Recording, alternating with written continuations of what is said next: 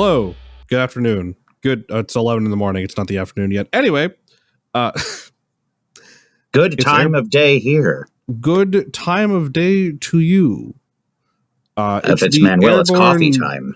Welcome to the Airborne Sea Life podcast, hosted by not the French. It's legally distinct. It's legally distinct, we say, as I hear the sound of the French Revolution knocking at my door. They're literally trying to break. It just starts playing in the background. Yeah, exactly. They're trying to break the door down with the guillotine. You son of a bitch.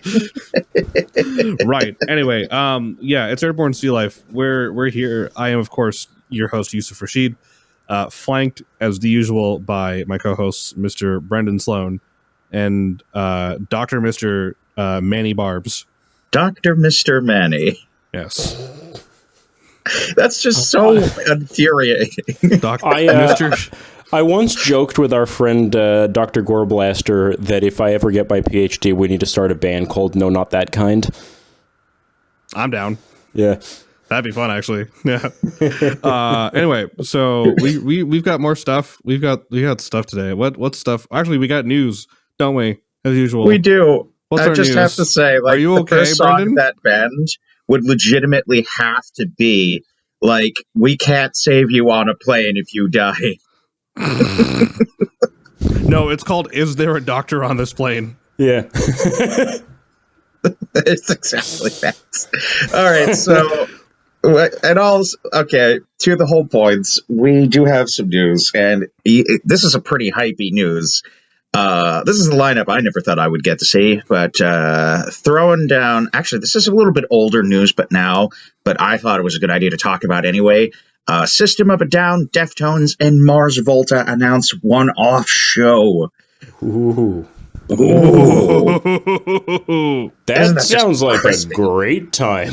That sounds like it would be so much fun, yeah. Allow me to provide le context. System of a Down and Deftones have announced a special one-off show for August 17th at the Golden Gate Park in San Francisco, which is so far away from us right now that, like, it's fine. The show features the Mars Volta, Viagra Boys, and Vows, and is being billed as, quote, a once-in-a-lifetime event. No further details available about possible set lists, but tickets go on sale this Friday, April 12th, which I guess they're on sale and probably already sold out by now. Probably, yeah. Who thought you were going to see System of a Down show this year? I didn't. Well, they're playing like 2 festivals, I think, this year. They're not going on tour. I know that. They're doing Armenians. But like Armenians. But like, here's the thing: how often did you after the early 2000s did you think you were going to get more System of a Down? The correct answer would have been never. The correct answer is never. But more than 0 is always a good number, and this is just slightly more than zeros now. So I'm happy with it. Yeah, I know. So I know they're playing. What the fuck is the name of that festival coming up? Sick New World or something? It's like all the new metal bands are coming together, except Limp Bizkit. There we go. I think. Oh, wait. No, nothing. Okay, we're good this time. Okay. No, but yeah, I think Sick New World's like supposed to be all like the big old school new metal bands that are coming together. So this is going to be cool. For like a one-off show with the Mars Volta, and that's gonna be fun. I'd assume they're headlining that, right? I mean, from what I'm interpreting, it might be like a co-headliner. I mean, it would make sense. I mean, I can definitely see a co-headline of System and Deftones. Yeah, because that's one of those. Hold on, just look through the article. Because do they say anything about any openers or anything like that? It's in San Francisco, but they're still working it out. All it says is Deftone guitarist Steven Carpenter said in an interview last now, in the last couple of months, really 2 or 3 months, we will, maybe a little bit longer now, really. February is when we started. We're working we're starting to work on new material for a new record. So maybe there's a little bit more of a promo-y emphasis on Deftones. I mean, if you want to get attention to you, I can think of a few better ways than System of a Down going to join you on stage. Like, that's a good big deal right there for people. Oh, yeah. And plus, like, okay, so they have Viagra Boys and Vow with 3 W's. That's a lot of W's. 2 W's? I don't know. 2 W's, yes. 2 W's. Vow. Yeah, not I don't really know. sure. This is one of those weird, like, not weird one-off shows, but definitely a show where you're kind of like, you look at the bill and you're like, huh, this is never going to happen again. Okay. But only happens once. Maybe they announce a tour out of it. I think it'd just be odd because, like, I'll tell you this: bands that go on tour with, like, what I like to call super bills, where there's not like a co-headlining tour and then like something else underneath it, where like there's 3 bands that are all big in their own way, all playing on the same tour, and you're kind of like scratching your head, going, "Okay, sure, what, you know?" Like, my favorite example was when was this? October of 2022, I think it was. I think I've told you this one, Manuel. Please enjoy the following bill of what I'm about to tell you, because this was an actual tour that happened. Whitechapel opened, BT Bam co-headliner, Trivium headliner. That sounds fun. Hey, nothing's going to be as weird as Black Dahlia Meshuggah. No, that was fine. That was freaking jeez. Yeah, that's a fine set list. That's a fine Spirit Box opening for Shinedown.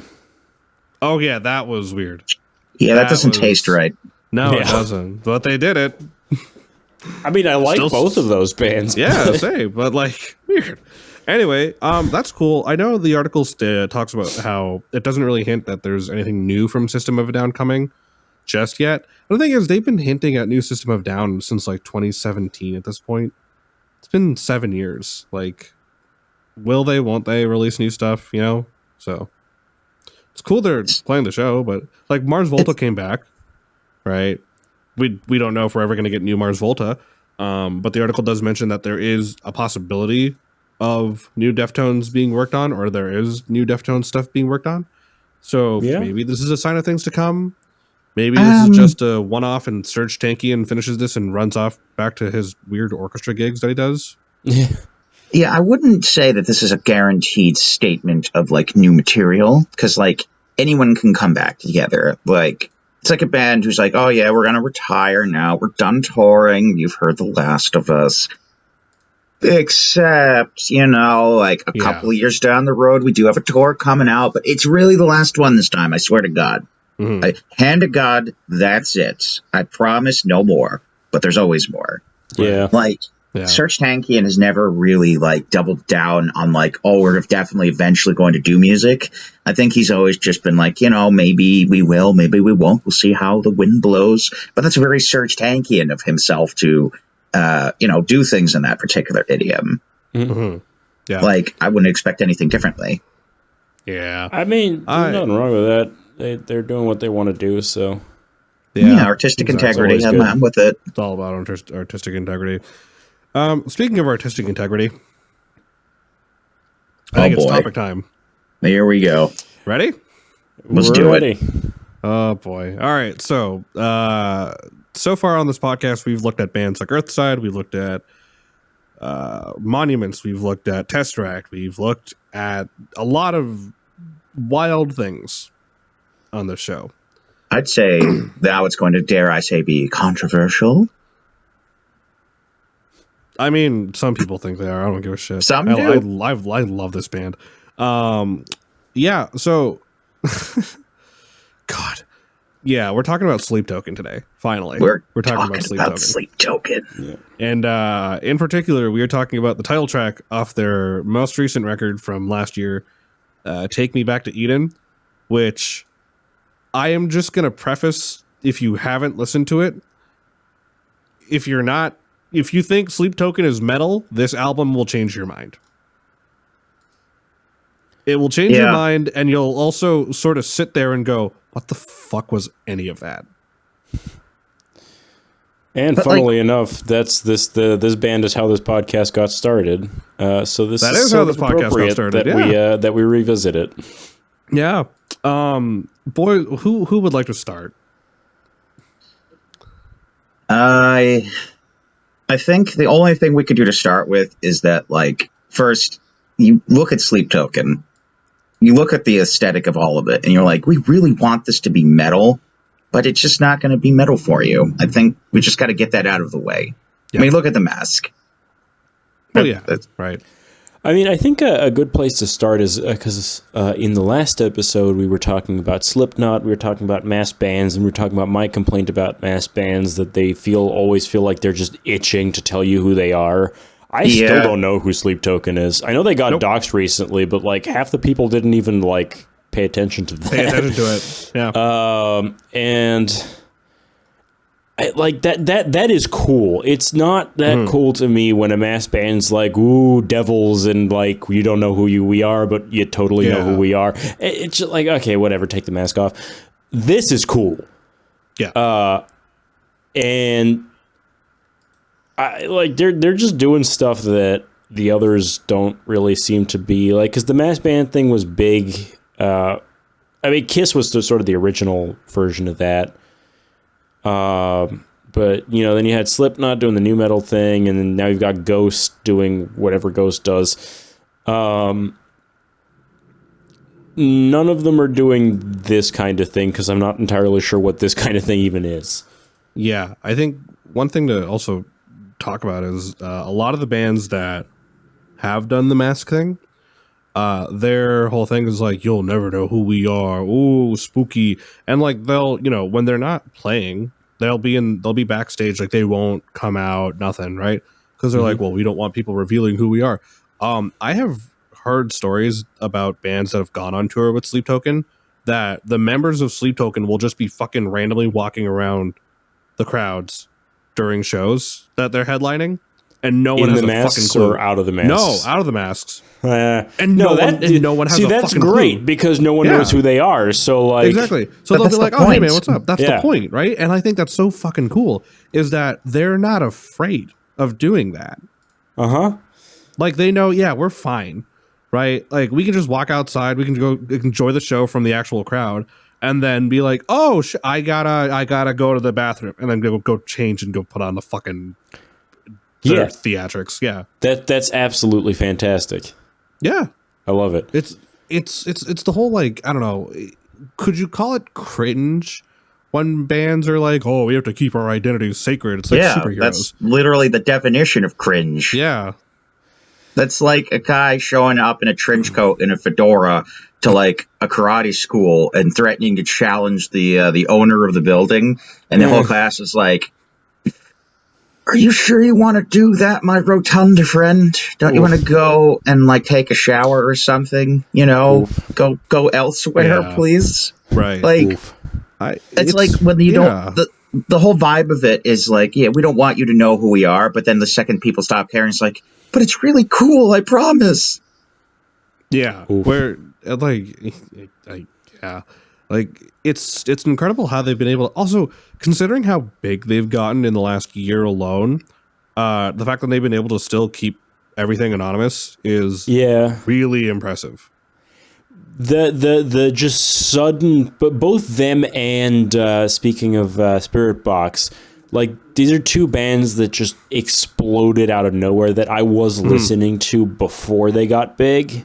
Yep. And I mean, people complain about bands selling out all the time. I think it's cool that they just like, oh, hey, that band that nobody had ever heard of is suddenly like super popular now. I love it. Yeah. Also, I don't understand, like, if this is just going to end up being an episode just about Sleep Token. I don't understand the whole thing of like, they're selling out shows like no one's business. Like they sold out Wembley Arena. Like, that's what impressive. The fuck? That is impressive. Yeah. And like, and they're from the UK too. So like, oh, Jesus Christ, right? Like it's their own hometown show. But, you know, they're pulling off all these insane milestones for their tours. and people are just like, oh yeah, but stop fucking complaining, man. Like, when was the last time a rock band was able to sell out a full stadium? Your Canadian came out for a second. Yeah, I know it did. Just a little. Just a little. Like, why don't we like really kind of dive into the song a bit and try to like let's demonstrate what we're talking about here. I mean, to me, the feature of this song is that section in the middle, verse 2, which I think Yusuf. Yeah. So do we want to save that for later, or do we want to just jump right into that? Let's work our way in. It's like the thing I truly love about this song, and I was listening to it again on the car ride home from work. It's a friggin' story. Yeah. It is a story that is being told, and there's all these motions and new settings that are coming in, and you're like, where the fuck is all this coming from, and what the hell's going on? And as it keeps moving and moving, and as it swerves in and out of these new settings, you're just like, where am I? Right? Like, so let's start. Oh, Brendan, sorry. No, like, I'm sorry. It's just, that's exactly where I was going with it. Like, it's proggy, but it's not prog. It's so... It's gent adjacent. It's gent adjacent. Is how I would describe this. Kinda. I think it's like I think what I'll argue is like they're not metal, but they're like cool, weird adjacent entry door. It's like the back door into metal. I'd say they are metal, but they've also got that kind of like the drummer's doing all kinds of gospel chops shit in the background. They've got the kind of crooner vocals. Their drummer's a monster. He's a monster. But he's not doing standard metal drummer stuff. If you listen, Nope. It's all gospel chops. I mean, with double kick, obviously, but there's actually a great interview that he did with Tremio. They're the only people that have ever interviewed a member of Sleep Token so far, which is kind of cool. But he did talk about in his interview that like a lot of his favorite drummers are gospel drummers. That and checks like out. you listen to the fills he plays and like the kind of licks, and you're like, that's some Jesus shit right there. You know what I mean? But yeah, I really want to know how they got the guitar tone on this album, because it's so pretty. Thick. It's so thick and it's so pretty. Yeah. I know they tuned to something like, I think it's drop D on an 8-string, which is stupid low. It's stupid low, yeah. But that is like, that's a tone you like grab with both hands, if you know what I'm saying. You're like, oh. But so going back, as we talk about the song Take Me Back to Eden, like let's just start in the beginning. Right? Yep. Like, please. There's that haunting, just ambient moment in the beginning when the vocals come in, and it's just that in the vocals.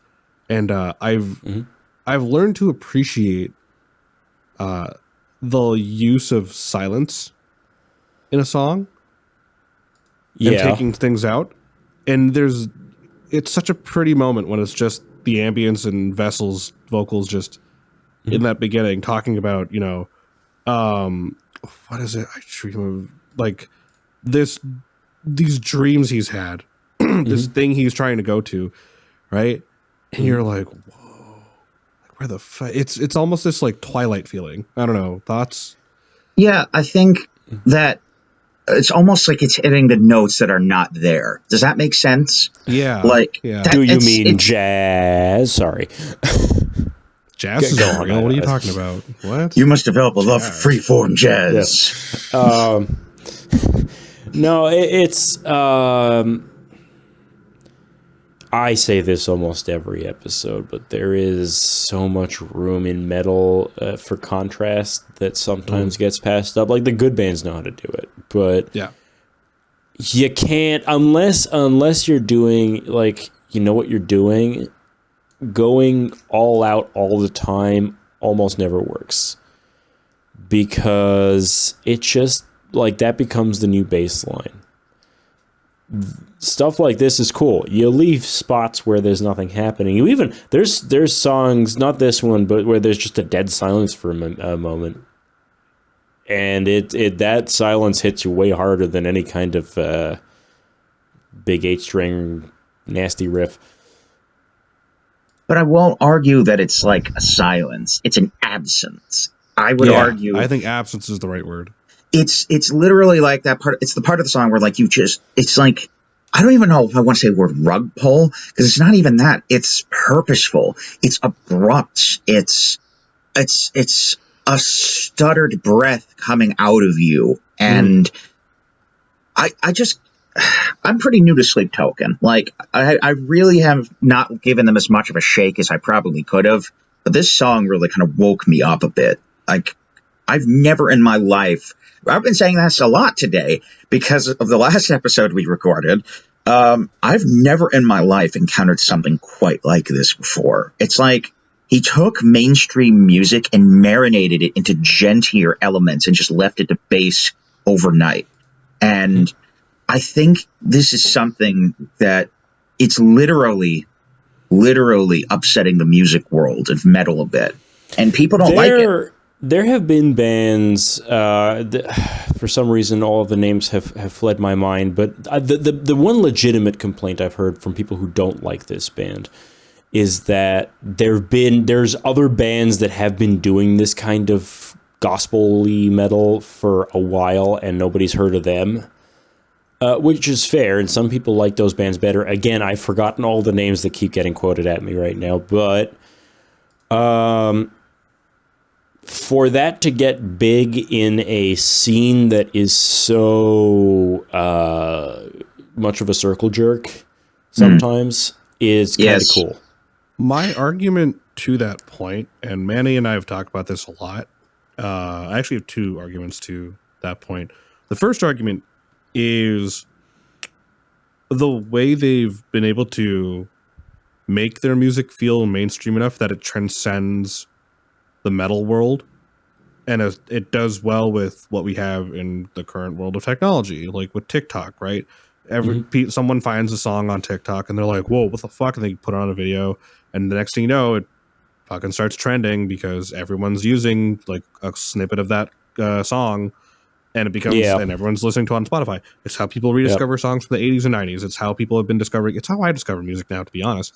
But yeah, like everyone was using audio from one of their fucking biggest single off this album, The Summoning. That ending, Manuel, that funky ass soul ending, and everyone's like, what the fuck is this band? Oh yeah, that's a whole other, we got to revisit that one day. But we, they use that, and next thing you know, it's viral on TikTok, and everyone's like, who is this band? What is going on here? And now everyone's listening to Sleep Token, and we're like, this is what we need. I get old metal guys want to gatekeep, but this is what we need. The other point I have to the argument. Sorry, Brendan, I know you want to say something. Yeah.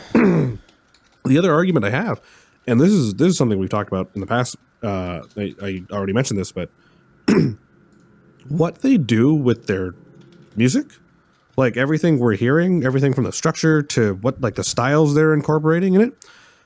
A lot of bands have done that in the past. Yes. However, I've never seen a band commit to it this hard. Sure. Yeah.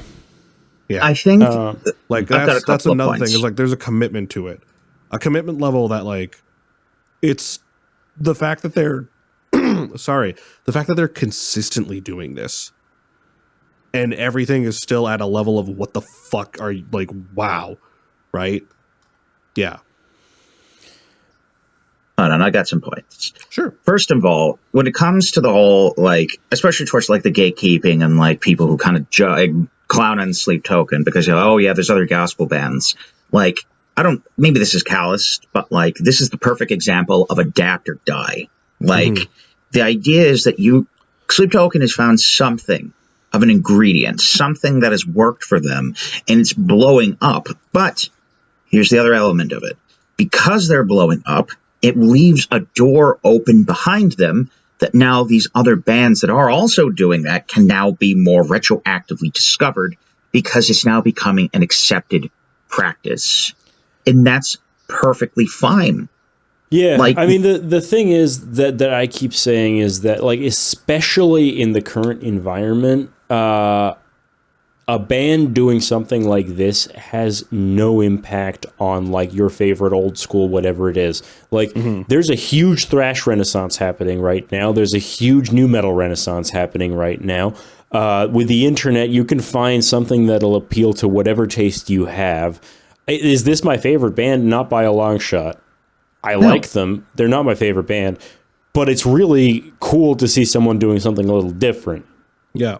Right? It is part of the tapestry of your musical preferences. It is a component. It is not the whole thing. And that's fine.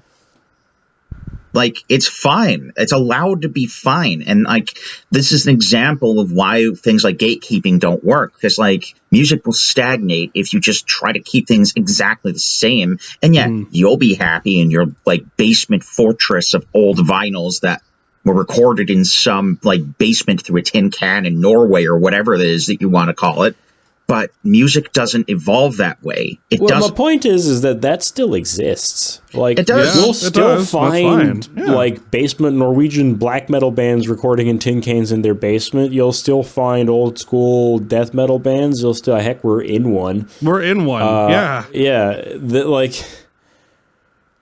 Especially with the way that the world works now, there is, like, this is not a zero-sum game. It's less of a zero-sum game than it's ever been.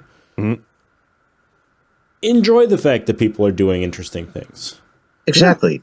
This is why, like, I know we're talking about the song, but I feel like it's impossible to talk about Sleep Token without talking about the waves they generate and the impact that they're leaving in the scene right now. It's a challenging of an ideology. I think it's a challenging of the status quo of what kind of things can exist in the space, and it will come across the desk of people like us who predominantly talk about, like, prog and metal and things like that, and it fits perfectly into what we do here. But being completely different. It's just absolutely. I guess we should get back to the song. Let's do we want to talk about that verse? Let's get there, and I want to get there with this. Okay. The idea of contrast is one of my favorite things in music, but there's a way to do it subtly, and then there's a way to do it bombastically. And Sleep Token does both in the same song, which is hilarious to me. And the first example is subtly, where you go from the ambient vocals of Vessel in the beginning to it picks up to that just genty, just right? You have these just, like, the guitar and bass, it's just so thick. It's so chunky. It's so much, right? It just hits you. And it's leaving you with this, okay, is this the vibe we're going with this song now? This whole, like, just in your face kind of thing. And then it dissipates again. And then we get to that verse. Manuel. So this, it's not hip hop. No. But it is definitely hip hop adjacent for like 2 minutes. Yep. And it is, like, it just takes such a left turn into, like, this isn't where we started. It isn't even where we went after we started. Like, it's just like it switches to being that kind of more hip hop inspired, poetic, like, rhyme based, like, lyrical focused thing for like 2 minutes, and there's like no reason for it, and it works so well. I'm gonna say that this whole song is kind of like a masterpiece of abruptness as a concept. Like, from the beginning of it, where it's just ambient, to this, like, just kind of hip hop adjacent part, to, like, the really genty part at the end. It's like you never are ready for the pivot that the song is going to give you. And every time it's like you don't even see it. Like, it's seamless in its transition. And I was just not prepared for those transitions, but it just fit everything so unbelievably well that I don't know how to describe what I went through with the song. It was really just this abruptness. That's all I can say about it. It's perfect. A lot of songs will do that. A lot of bands will, like, okay, you can set your watch. I can feel the drop coming. I know it's coming. Never with this song. I never could predict adequately when we were going to hit a completely different tone of the song. And that's why it's just so artfully done. Yeah. Yeah, masterfully Yusuf, crafted. you've gone on whole like half-hour long rants about this section. What do you want to share with the class? Yeah, Yusuf. Not half an hour this time. Yeah. Because Don't we lie have, now. limits we got to do. Yeah, we're in liability of time. Something I thought about a long time ago, back in I think it was like June of last year. I had a friend, colleague of mine actually over from my master's program, and we were sitting down listening to this song, and we were talking about the lyrical content of this section, and I was like, I've never actually paid full attention to the lyrics in this moment, or just in the song in general, but like I just probably should. And it, first things first, Vessel's got a really good flow. Yeah. He's got a really good flow. Like, Yeah. damn. Yeah. But the way he's able to execute and phrase everything he's saying, even with like the English accent coming out, because you can hear it in the way he pronounces certain words and the way he enunciates certain things. There's the way that this whole section moves is almost like you're taking every step and feeling this man's emotions, listening to what he's talking about, like he basically, I don't even know how to explain it other than who hurt you, man. Yeah, it's like, a moment hurt of you? like rawness and just like It feels like he's it venting feels like towards you're kind of something. bending over a sink and looking in the mirror and wondering where your life went wrong for a minute. Yeah. And it doesn't, and that's the thing is like it's still, right? When you're bent over that sink, you're looking in the mirror, you're not moving anywhere. Yeah. That's the only movement you've made. You're just still looking at yourself in the mirror, asking yourself what's going on. And it has that feeling in that section where it doesn't actually move, but you can feel that energy, you can feel that raw emotion just like pulling you in more and more, you know? And then it gets to the whole like, oh my god. Yeah. What I love about the song, we'll get to this in the end, but I will bring this up now. The way the choruses are done. There's three ways there's three different styles that the choruses are performed in this song. The first is the ambient one. The second is following this flow of, the raw emotion where now the rest of the band's coming in, or at least bass is coming in, and you're starting to hear more of these like ambient effects, like all these things happening around it. And now you're starting to feel it move a little more as the second chorus comes in. You're going, okay, well, the story is still going. Well, where is this? The next part of the story? Where are we going with this? And then it gets to that like little ambient piano break there. It's really pretty. And then it's just piano and Vessel again. It's another moment of it's just me right now, and I need to talk about what the fuck's going on. So he's, what are the lyrics there? It's like, I guess it goes to show, does it not? We've no idea what we've got until we lose it. It's just like, what, he's talking about having lost something. Is it a someone? Is it a thing? Like, what is going on here? It's a moment of realization after he's made the journey, or he's made the path of the moment of acknowledgement, right? That verse is the acknowledgement. This is the realization. Yes, Brendan. It occurs to me there is a parallel, and this is a bit of a reach here. Okay. So you got to bear with me here. Go for it. And almost in a word, the description of the song could be Kafka-esque, I think. Okay. Now, bear with me. I have an anchoring here. It's kind of fortuitous because the other night I was enjoying a video on Franz Kafka's The Metamorphosis. Now, if you know anything about that piece, the spoiler alert, if you haven't read it yet, this is your time to go read it. Pause the podcast right now and then come back go read when you're done. all of the Metamorphosis. It's a novella. It's like 100 pages. You'll be fine. That's not you can be done in like 20 minutes. Hopefully, I don't know. Put it on 3 times the time. But the whole point of the book is it's about a salesman named Gregor who is a door-to-door salesman, but kind of sacrificed his life to get into it.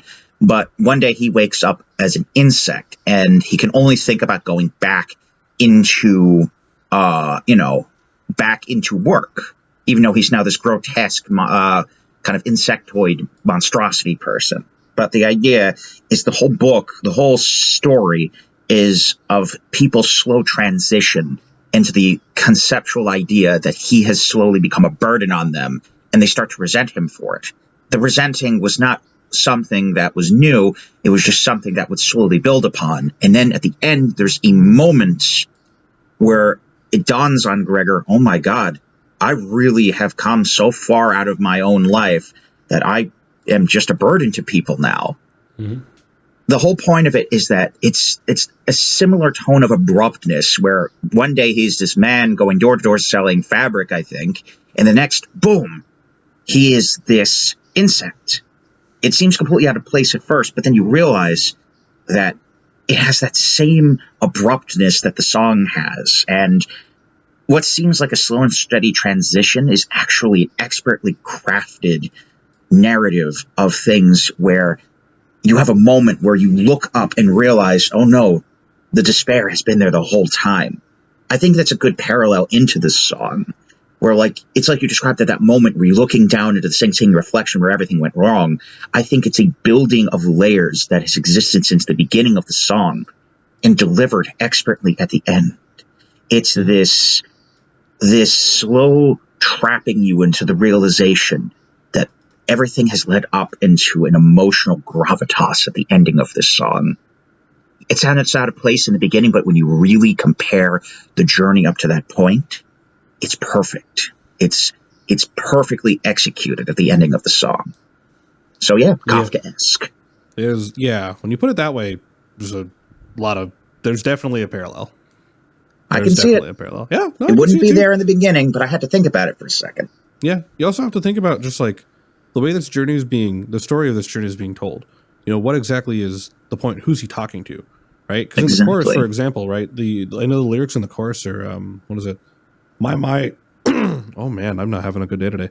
What is it? My, those eyes grow tired. I'm a winged insect. You're a funeral pyre. Those eyes like fire. I'm a winged insect. You're a funeral pyre. Come now, bite through the wires. I'm walking hell, and gods grow tired. And the gods grow tired. Yeah, reset my patient violence along those lines of a pathway higher, and then grow back your sharpest teeth. You know my desire. Like what? Who is this man talking to? What the fuck is going on? This guy's not having a good time.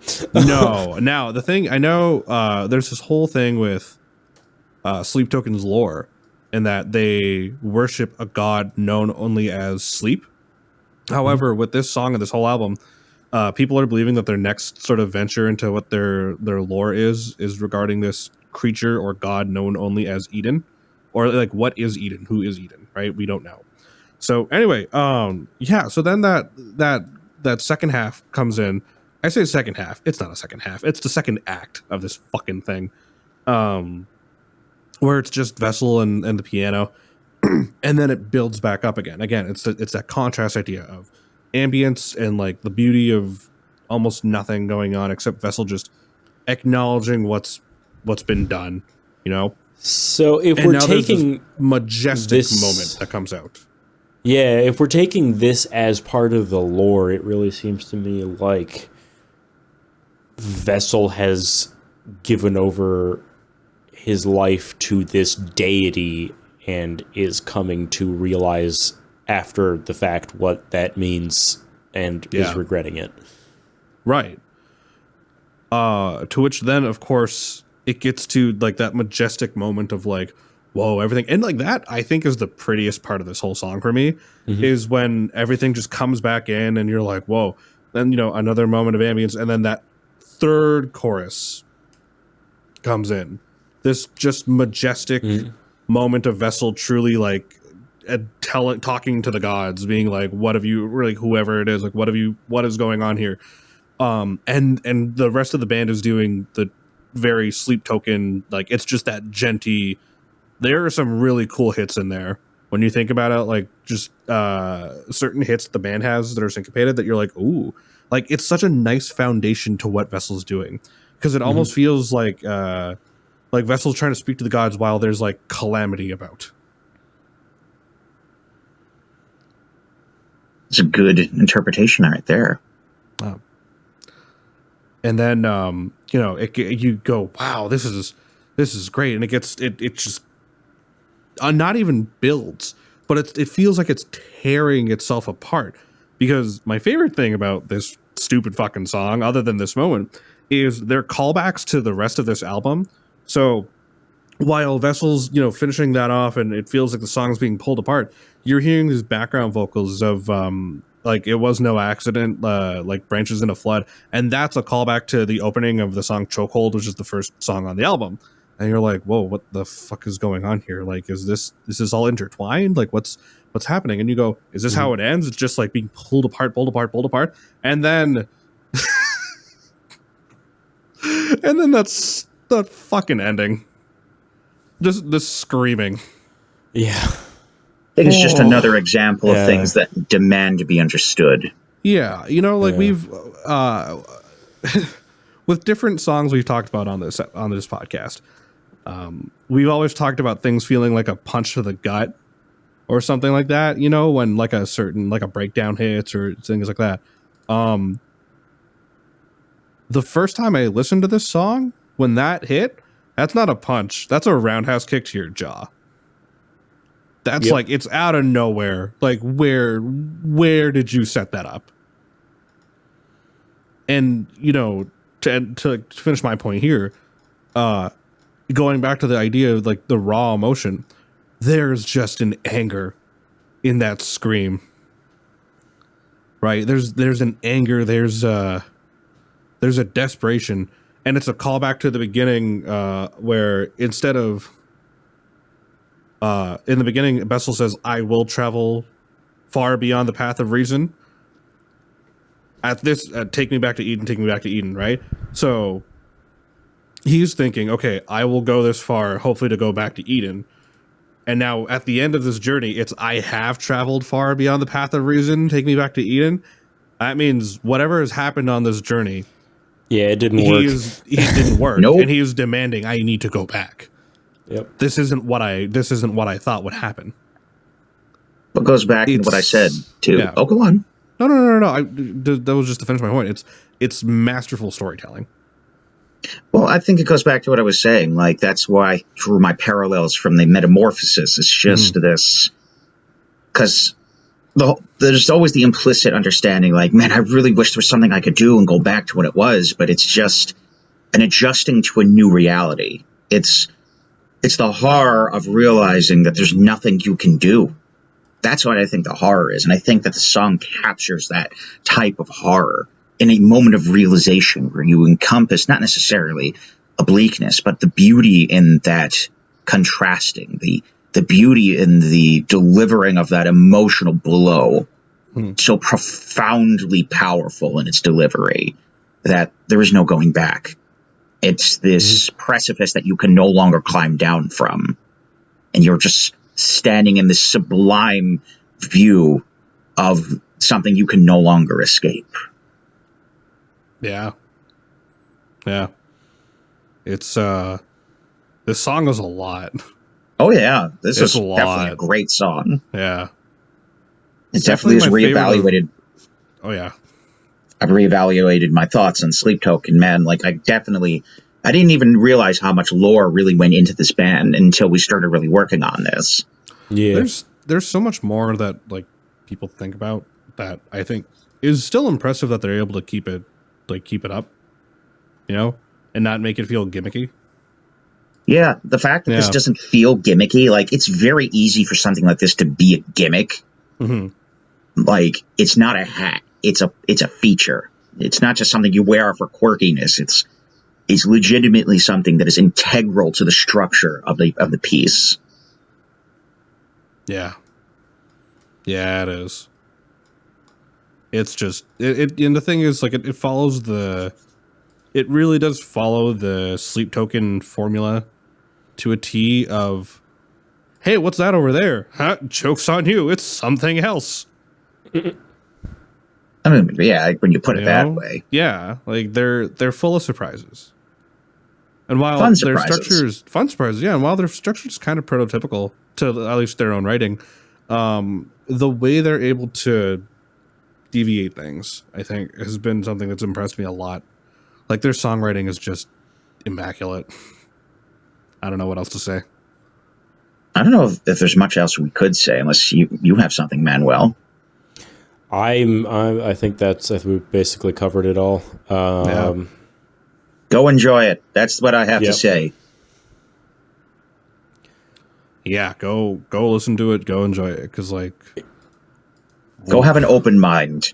That's what I have to say. Yeah, with this and like that applies to everything we talk about here, especially stuff like last episode with the Sleepy Time Gorilla Museum stuff. Like, just if you go into everything with an open mind, you might find something you wouldn't have expected to enjoy. You might find something about yourself, and that's okay. And even one of the first things, and I'm happy wrapping it up with this. One of the big things you learn when you go to any kind of art school, but music school, is what we did, Yusuf and I. Something you learn that has been extremely foundational to the way I approach music these days is you can learn to appreciate things without liking them. You can learn to think about, okay, what makes this good? Why do people like this? What's interesting about it? What's not interesting about it? Why don't I like this? Why don't I like this even though someone else does? That is much more interesting than it's pop music and I don't like it. You know? It's very easy to flippantly dismiss something because it's cool to do it instead of just giving it a shot. Yeah. Wow. Anywho, I think Each their own. I think we got it. I think we can wrap up here.